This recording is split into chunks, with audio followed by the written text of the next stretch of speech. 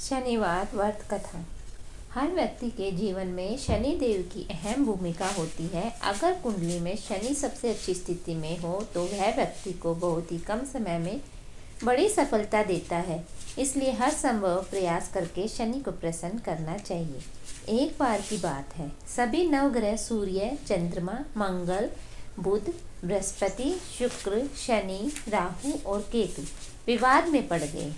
उनमें से सबसे शक्तिशाली कौन है, सब आपस में लड़ने लगे। जब कोई निष्कर्ष न निकला तो वे सब देवराज इंद्र के पास समाधान के लिए पहुंचे। इससे इंद्र भयभीत हो गए और उन्होंने निर्णय लेने में असमर्थता व्यक्त की। उन्होंने कहा कि इसमें पृथ्वी पर राजा विक्रमादित्य है, जो बहुत न्यायप्रिय है, वे ही इसका निर्णय कर सकते हैं। सभी ग्रह एक साथ राजा विक्रमादित्य के पास पहुंचे और अपना विवाद बताया, साथ ही निर्णय के लिए कहा। राजा इसमें समस्या से अति चिंतित हो उठे, क्योंकि वे जानते थे कि जिस व्यक्ति को भी छोटा बताया वह कुपित हो उठेगा।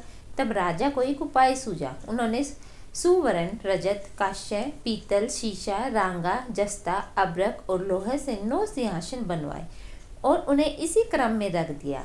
फिर उन सबसे निवेदन किया कि आप सभी अपने सिंहासन पर स्थान ग्रहण करें। जो अंतिम सिंहासन पर बैठेगा वही सबसे छोटा होगा। इस अनुसार लोह सिंहासन सबसे बाद में होने के कारण शनिदेव सबसे बाद में बैठे, तो वही सबसे छोटे कहलाए। उन्होंने सोचा कि राजा ने यह जानबूझकर किया है, क्योंकि उन्होंने कुपित होकर राजा से कहा, राजा तू मुझे नहीं जानता। सूर्य एक राशि में 1 महीना, चंद्रमा 2.25 महीना 2 दिन, मंगल 1.5 महीना, बृहस्पति 13 महीना व बुध और शुक्र 1-1 महीना विचरण करते हैं। परंतु मैं 2.5 से 7.5 साल तक रहता हूँ। बड़े बड़ों का मैंने विनाश किया है। श्री राम की 7.5 आने पर उन्हें वनवास हो गया। रावण की आने पर उसकी लंका को बंदरों की सेना से परास्त होना पड़ा। अब तुम सावधान रहना। ऐसा कहकर कुपित होते हुए शनिदेव वहाँ से चले गए। अन्य देवता खुशी खुशी चले गए। कुछ समय बाद राजा की 7.5 आई। तब शनिदेव घोड़ों के सौदागर बनकर वहाँ आए। उनके साथ कई बढ़िया घोड़े थे। राजा ने यह समाचार सुन अपने अश्वपाल को अच्छे घोड़े खरीदने की आज्ञा दी। उसने कई अच्छे घोड़े खरीदे। वह एक सर्वोत्तम घोड़े को राजा को सवारी हेतु दिया। राजा जो ही इस पर बैठा, वह घोड़ा सरपट वन की ओर भागा। भीषण वन में पहुंच वह अंतर्ध्यान हो गया। राजा भूखा प्यासा भटकता रहा। तब एक ग्वाले ने उसे पानी पिलाया। राजा ने प्रसन्न होकर उसे अपनी अंगूठी दी। वह अंगूठी देकर राजा नगर को चल दिया। वहाँ अपना नाम उज्जैन निवासी वीका बताया। वहाँ एक सेठ की दुकान पर उसने जल इत्यादि पिया और कुछ विश्राम भी किया। भाग्यवश उस दिन सेठ की बड़ी बिक्री हुई। सेठ उसे खाने पर आमंत्रित कर अपने घर ले गया। वहाँ एक खूंटी पर एक हार टंगा देखा, जिसे खूंटी निगल रही है। थोड़े ही क्षण में पूरा हार गायब था। तब सेठ ने आकर देखा कि हार गायब है। उसने समझा कि वीका ने ही इसे चुराया है। उसने वीका को कोतवाल के पास पकड़वा दिया। फिर राजा ने भी उसे चोर समझकर हाथ पैर कटवा दिए। वह चरंगिया बन गया और नगर से बाहर निकाल दिया। वहाँ से एक तेली निकल रहा था, जिसे दया आई। उसने वीका को अपनी गाड़ी में बिठा लिया। वह अपनी जीभ से बैलों को हाँकने लगा। उस काल राजा की शनि दशा समाप्त हो गई।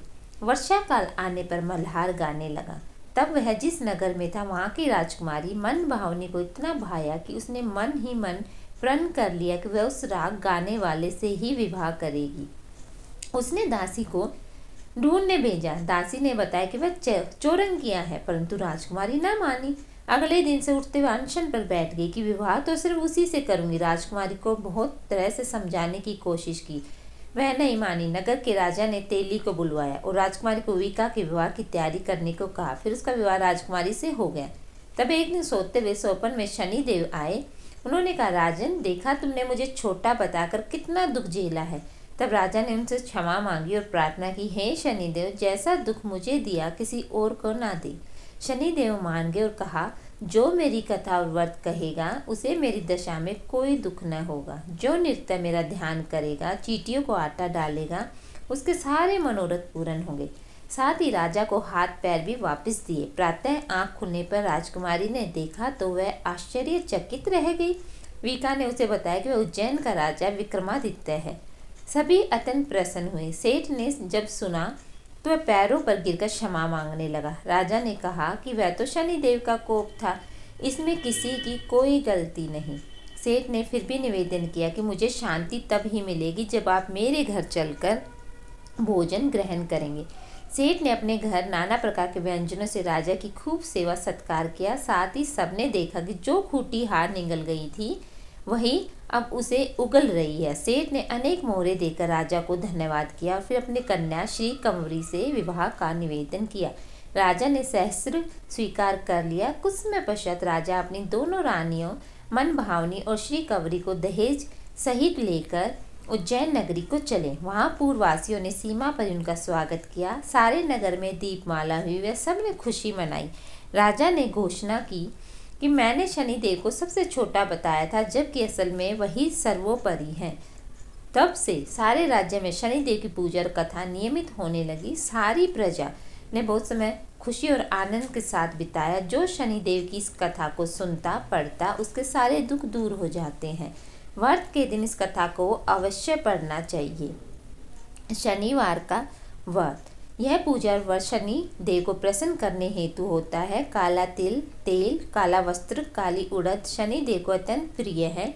इनसे ही पूजा होती है। शनि देव का स्तोत्र पाठ करें। शनि स्तोत्र शनिवार का व्रत यूँ तो आप वर्ष के किसी भी शनिवार के दिन शुरू कर सकते हैं, परंतु श्रावण मास में शनिवार का व्रत प्रारंभ करना अति मंगलकारी है। इस व्रत का पालन करने वाले को शनिवार के दिन प्रातः ब्रह्म मुहूर्त में स्नान करके शनिदेव की प्रतिमा की विधि सहित पूजन करना चाहिए।